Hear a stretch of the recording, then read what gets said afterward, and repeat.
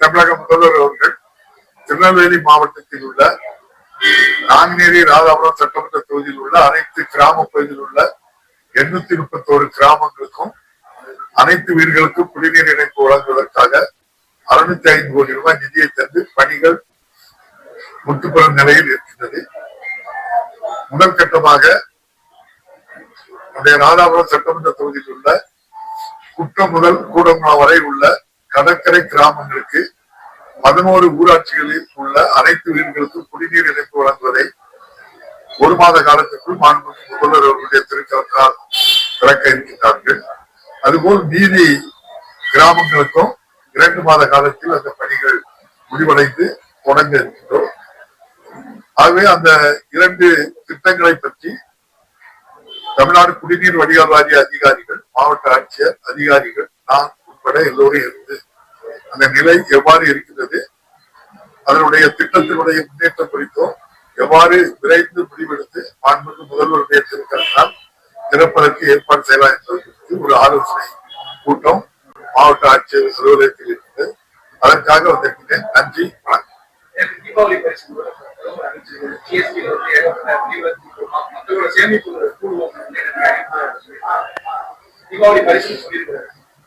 ஆண்டுக்கு 2 லட்சம் கோடி ரூபாய் மக்களுக்கு சலுகை கிடைச்சிருக்கு. அதெல்லாம் சேமிப்பாகணும்னு சொல்லியிருக்காங்க.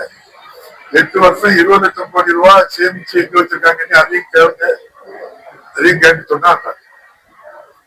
மத்திய கல்வி அமைச்சர் தர்மேந்திர பிரதான் ஏற்கனவே நீங்க அந்த நிதியை உள்ளிட்டோம்னா தேசிய கல்விக் கொள்கைக்கு இணைந்தாக்கம் நிதியை உதவி பண்ணியிருக்காரு. அதோடு மட்டும் இன்னொரு இது சொல்லியிருக்காரு. அதாவது தமிழ் மாநில அந்த பாடத்துல உருது, மலையாளம், தெலுங்கு போன்ற பாடங்கள் இருக்கு.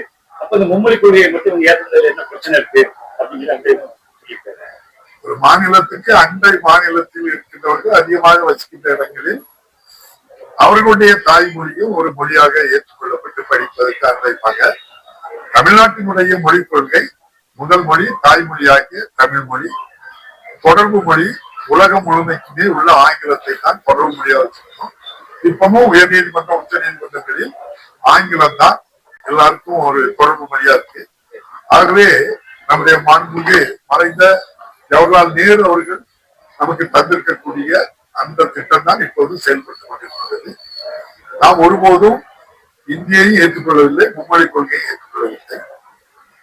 நம்முடைய மாண்புமிகு அமைச்சர் அவர்கள் நேற்று சொன்னதில் நீங்க எல்லாம் பத்திரிகையாளர்கள் அவங்ககிட்ட கேளுங்க. மகாராஷ்டிராவில் பிஜேபி ஆட்சி நடக்கி அங்க மும்மொழி கொள்கையை ஏற்றுக்கொள்ளல. அவங்களுக்கு அந்த நிதியை கொடுத்திருக்காங்க, நம்ம ஏற்றுக்கொள்ளலைன்னு சொல்றாங்க. அது தவறு. அப்படி செய்யக்கூடாது. கொடுக்க வேண்டிய நிதியை கொடுக்கணும். மாற்றாந்தாய் மனப்போக்கு இருக்கக்கூடாது.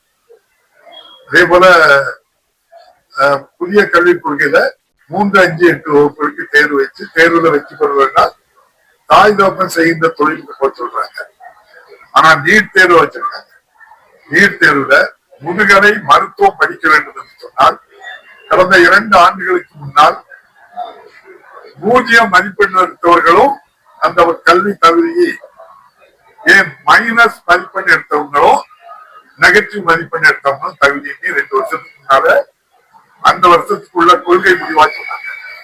இந்த வருஷத்தில் உள்ள கொள்கை முடிவு முதுகலை பட்டம் படிப்பதற்கு 29 மதிப்பெண் எல்லாருக்கும், உயர் ஜாதியினர் என்று சொல்லக்கூடியவர்களுக்கு மட்டும், அதாவது உயர் ஜாதியினர் ஜெனரல் கேட்டகரி 34. அதே போல மருத்துவம் MBBS படிப்பதற்கு, பல் டாக்டர் படிப்பதற்கு நீட் தேர்வுல 15 மதிப்பெண் எடுத்த போதும்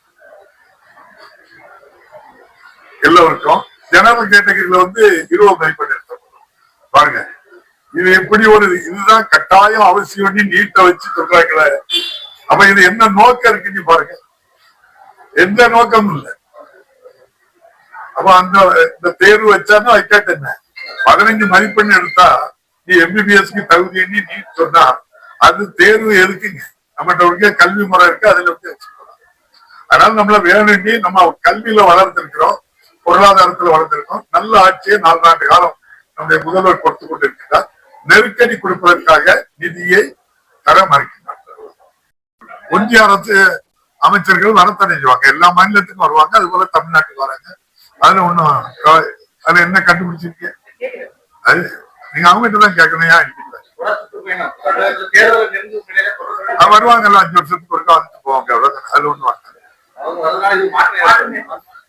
நீங்க நினைக்கலாம் அப்படி? நீங்க தான் சொல்லணும். அதாவது மக்கள் தெளிவா இருக்கிறாங்க. மீண்டும் மாண்புமிகு முதல்வர் மு.க. ஸ்டாலின் தான் முதல்வர் ஆவாரு. சாமானிய ஏழை எளிய மக்களுக்கு நல்ல திட்டத்தை தந்திருக்காங்க. தொடர்ந்து இந்த ஆட்சி இருக்கிறன்னு சொல்லி மக்கள் நினைக்காங்க. அத மாற்றத்துக்கு முயற்சி பண்ணாங்க சொல்லி பல பேர் வராங்க. உங்களுக்கு தெரியும் அவங்களெல்லாம் யாரு. அது நீங்க அவங்ககிட்ட தான் கேட்கணும். என்ன அவங்ககிட்ட என்ன கொள்கை இருக்கு, யாருக்காக வராங்க. நீங்க மத்திய அரசே சில பேர்களை கட்சி ஆரம்பிக்க சொல்லி அதன் மூலம் இந்த ஆட்சிக்கு நெருக்கடி கொடுக்கலாம்னு பார்க்க மக்கள் தெளிவா இருக்காங்க. படிச்சோம். நான் அப்படி சொல்லலையே, நீங்க அப்படி கேட்கணும்ல, நான் அப்படி சொல்ல. அதான் நிறைய பேர் இருக்காங்க தம்பி. நீங்க நிறைய இருக்கு, நான் சொல்லக்கூடாது. உங்களுக்கு தெரியலன்னா நான் தனியா வாங்கி சொல்லி தரேன். யாரெல்லாம் கட்சி ஆரம்பிச்சு விஜய் கடுமையான நாகப்பட்டினம் கடுமையா திமுகவுக்கு சவால் பேசுறாரு. அதுவும் நம்ம இலங்கை தமிழர் பிரச்சனை பாத்தீங்கன்னா திமுக கடிதங்களோட சரி, அதுல ஒரு நாடகம் தான் அவங்க போடுறாங்க. ஆனா மக்களின் பக்கம் நாங்க தான் இருக்கோம் அப்படின்னு பேசியிருக்காரு. நீங்க நம்ம தம்பி நடிகர் கட்சி ஆரம்பிச்சிருக்காங்க. ஆனா அவரு கொஞ்சம் பேசுறத நீங்களே பார்க்கும் போதே சிஎம் அங்கிள் மாதிரி சிஎம் சார் அப்படின்னு சினிமால பேசுற மாதிரி பேசாரு. கொஞ்சம் அகந்த அதிகமா இருக்கு வார்த்தையில. அந்த அகந்தம் இருக்கக்கூடாது. என்ன தைரியத்துல இருந்து அகந்த வருதோ தெரியல. ஏன்னா கட்சி ஆரம்பிக்க சொன்னது பிஷி ஆனந்துக்கு அமித்ஷா சொல்லி அது மூலமா தான் ஆரம்பிச்சதாக்கு. இப்போ அருண்ராஜ் பழைய இணை இயக்குனர் வருமான வரித்துறையில இணை ஆணையராக அவங்கள இருக்காங்க. அவங்க தொடர்புல ஒன்றிய ஆட்சியில் இருக்கின்ற அமித்ஷா அவர்கள் பாரத பிரதமர்களுடைய கைடன்ஸோட கட்சி ஆரம்பிச்சதாட்டு பல பத்திரிகைகள் ஊடகங்கள்ல செய்தியை பரப்பிட்டு இருக்காங்க. பரப்பல, அந்த செய்தியை சொல்லிட்டு இருக்கிறாங்க. அவங்கதான் இவங்களுக்கு ஒய் பாதுகாப்பு கேட்காமலே கொடுத்திருக்கதா சொல்றாங்க. அவங்களுக்கு தனி விமானமே கொடுத்திருக்கதா சொல்றாங்க ஒன்றிய அரசு மூலமா. எனக்கு தெரியல, அவங்க சொன்னதான் நான் சொல்றேன் அப்படின்னு சொல்லிருக்காங்க. அதனால பின்புலத்துல அவங்க இருக்க தைரியத்துல அந்த அகண்டையில பேசுறது மாதிரி பல பேர் சொல்றாங்க. அதுக்கு உதாரணம், எனக்கு தேர்தல் நான் ஒரு பிரச்சாரத்துக்கு வந்தேன் அப்படின்னா எனக்கு இவ்வளவு கண்டிஷன் போலீஸ் போடுது. மாண்புமிகு பாரத பிரதமர் ஐயா மோடிஜி அவர்களையோ ஐயா உள்துறை அமைச்சர் அமித்ஷா அவர்களுக்கோ இப்படி நீங்க கண்டிஷன் போட முடியும்னா சிஎம் சார் போட்டு பாருங்களா அப்படின்னு சொன்னதுல இருந்தே தெரியுது அவங்கதான் இயக்குறாங்க இவரு. அந்த வார்த்தையிலே அர்த்தம். ஆனா அவருக்கு அரசியல் அடிச்சோடு தெரியலையோன்னு நான் நினைக்கிறேன். ஏன்னா பாரத பிரதமருடைய புரோட்டோகால் என்ன, உள்துறை அமைச்சருடைய புரோட்டோகால் என்ன, உங்களுடைய புரோட்டோகால் என்ன, இன்னைக்கு முதலமைச்சருடைய புரோட்டோகால். ஒரு பாரத பிரதமரோ உள்துறை அமைச்சரையோ முதலமைச்சரையோ பேசும்போது கண்ணிய குறைவான வார்த்தைகளை பயன்படுத்துவதை தவிர்க்கணும். மாண்புமிகு முதலமைச்சர் அவர்கள் தான் சொல்லுவாங்க வார்த்தை. மாண்புமிகு பாரத பிரதமர் தான் சொல்லணும். மாண்புமிகு உள்துறை அமைச்சர் தான் சொல்லணுமே தவிர அவங்கள அவருடைய பெயரை சொல்லி அழைக்கக்கூடியதோ இந்த சினிமால பேசுற மாதிரி டயலாக் எல்லாம் பண்றத மக்கள் விரும்பல. ஏன் இப்படி சிறுபிள்ளைத்தனமா பேசுறாங்க, ஏன் இவ்வளவு புரியாம பேசுறாங்கன்னா ஒரு விருப்பம். விவசாயிகள் அப்படி விருப்பம் இல்லையா? இந்தியாவிலேயே முதலாட்டு 25 லட்சம் விவசாய பம்பு செட்டு விவசாயிகளுக்கு கட்டணம் இல்லாத மின் இணைப்பு கொடுத்து இந்த அரசு பொறுப்பேற்று ஏற்கனவே 2 லட்சம் பேர்களுக்கு இணைப்பு கொடுத்திருக்காங்க. இன்னொரு 50,000 பேர் கொடுக்க போறாங்க கட்டணம் இல்லாத மின் இணைப்பு. அதே போல இந்தியாவிலே முதல்ல கலைஞர் தான் விவசாயிகளுக்கு வட்டி இல்லாத பயிர்க்கடன் கொடுத்தாங்க. இப்பவும் நம்ம தமிழ்நாட்டில் தான் இருக்கு. பயிர்க்கடன் கொடுத்து ஓராண்டு காலத்துக்குள்ள திருப்ப செலுத்தாங்க, வட்டியே கிடையாது. அதனால விவசாயிகளுக்கு 2 முறை 3 முறை நம்முடைய கடன்களை தள்ளுபடி பண்ணிருக்காங்க. நீங்க அதே இதை திரும்ப கேளுங்க. அவங்க ரொம்ப நெருக்கமா யாரை நேசிக்காங்கன்னு உங்களுக்கு தெரியும், அவங்க கேட்க சொல்லுங்க. பாரத பிரதமர் 16 லட்சம் கோடி ரூபாய் கார்ப்பரேட் நிறுவனங்களுக்கு கடன் தள்ளுபடி பண்ணியிருக்காங்க. விவசாயிகளுக்கு கடன் தள்ளுபடி 1 ரூபாய் பண்ணியிருக்கா? இல்ல. நம்முடைய மாணவர்கள் கல்வி கடன் வாங்கின தள்ளுபடி பண்ணியிருக்கா? இல்ல. சுய உதவி குழுக்கள் வாங்கியிருக்க கடனை தள்ளுபடி பண்ணியிருக்கா? இல்ல. நெசவாளர் கடனை தள்ளுபடி பண்ணியிருக்காங்களா? இல்ல. குறு சிறு நடுத்தர தொழில் செய்கின்ற மிக அதிகமாக கிட்டத்தட்ட இந்தியாவில் 17 கோடி வேலை வாய்ப்பை கொடுக்கின்ற அந்த குறு சிறு நிறுவனம் வாங்கிய கடன் தள்ளுபடி பண்ணியிருக்காங்களா? இல்ல. 100க்கும் குறைவான நண்பர்கள் வாங்கிய 16 லட்சம் கோடி ரூபாய் கடனை ரைட் ஆஃப் பண்ணியிருக்க பாரத பிரதமர் அந்த கேள்வியை கேட்க வெற்றி கழகத்தை கேட்டு ஆளுங்கட்சி பயப்படுறதா அறிக்கை பொய்யான கதையாடல் வெளியிடுறாங்க அப்படிங்கிறத நேற்று அறிக்கையாவே அதாவது யாருக்கு பயம் வரும்னு நீங்க சொல்லுங்க. பயப்படுறவங்களுக்கு தான் பயம்.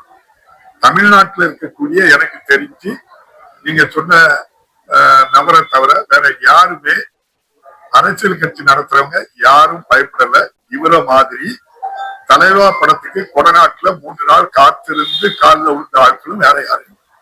நன்றி, வணக்கம். பிரதமர் பேசும்போது மத்திய அரசு மாநில அரசு நேரமா இருந்தா தான் மக்களுக்கான அனைத்து திட்டங்களையும் செய்ய முடியும். நீங்க மத்திய அரசு நமக்கு தர வேண்டிய பணத்தை சமக்கிர சிக்ஷா அபியான் 2352 கோடி ரூபாய் தரல. 4 ஆண்டுகளாட்டு தனியார் ஆங்கில வழி கல்வி படிக்கின்ற மாணவ மாணவிகள் 25% மாணவ மாணவிகளுக்கு கட்டணத்தை ஒன்றிய அரசு 60%, மாநில அரசு 40%. 4 வருஷம் தரலையே. இதான் எனக்கும் அமைச்சர் கருங்க. எம்எல்ஏக்கள் நிறைய பேர் வந்து அணியில் இல்லை அப்படிங்கிறது நான் தான் அசம்பிளில பார்த்தேன். போக்குவரத்து வந்து தொடர்ந்து 30 நாட்கள் வந்து கோரிக்கை வைத்து போராட்டம் நடத்துறாங்க.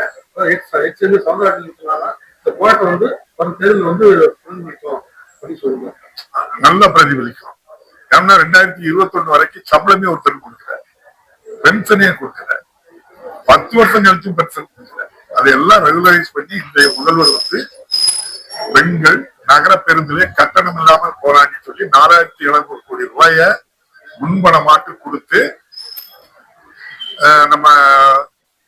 நம்முடைய போக்குவரத்து துறையை தூக்கி நிறுத்தி மாசந்தோறும் சம்பளம் கொடுக்காங்க, மாசந்தோறும் பென்ஷன் கொடுக்காங்க. நிச்சயமா பிரதிபலிக்கும். போக்குவரத்து துறை பணியாற்றுகின்ற பணியாளர்கள் அனைவரும் இன்றைய முதல்வருக்கு வாக்களிப்பார்கள். நன்றி, வணக்கம். மாண்புமிகு தமிழக முதல்வர் அவர்கள் திருநெல்வேலி மாவட்டத்தில் உள்ள நாங்குநேரி ராதாபுரம் சட்டமன்ற தொகுதியில் உள்ள அனைத்து கிராம பகுதியில் உள்ள 831 கிராமங்களுக்கும் அனைத்து வீடுகளுக்கும் குடிநீர் இணைப்பு வழங்குவதற்காக 605 கோடி ரூபாய் நிதியை தந்து பணிகள் முற்றுப்பெறும் நிலையில் இருக்கின்றது. முதல் கட்டமாக ராதாபுரம் சட்டமன்ற தொகுதியில் உள்ள குற்றம் முதல் கூடங்குளம் வரை உள்ள கடற்கரை கிராமங்களுக்கு 11 ஊராட்சிகளில் உள்ள அனைத்து வீடுகளுக்கும் குடிநீர் இணைப்பு வழங்குவதை 1 மாத காலத்துக்குள் மாண்புமிகு முதல்வர் அவர்களுடைய திருக்கரத்தால் திறக்க இருக்கின்றார்கள். அதுபோல் நீதி கிராமங்களுக்கும் 2 மாத காலத்தில் அந்த பணிகள் முடிவடைந்து தொடங்க இருக்கின்றோம். ஆகவே அந்த 2 திட்டங்களை பற்றி தமிழ்நாடு குடிநீர் வடிகால் வாரிய அதிகாரிகள், மாவட்ட ஆட்சியர் அதிகாரிகள், நான் உட்பட எல்லோரும் இருந்து அந்த நிலை எவ்வாறு இருக்கிறது, அதனுடைய திட்டத்தினுடைய முன்னேற்றம் குறித்தும் எவ்வாறு விரைந்து முடிவெடுத்து மாண்புமிகு முதல்வருடைய திருக்கரத்தால் திறப்பதற்கு ஏற்பாடு செய்யலாம் என்பது குறித்து ஒரு ஆலோசனை கூட்டம் மாவட்ட ஆட்சியர் அலுவலகத்தில் இருக்கிறது. அதற்காக வந்திருக்கிறேன். நன்றி, வணக்கம்.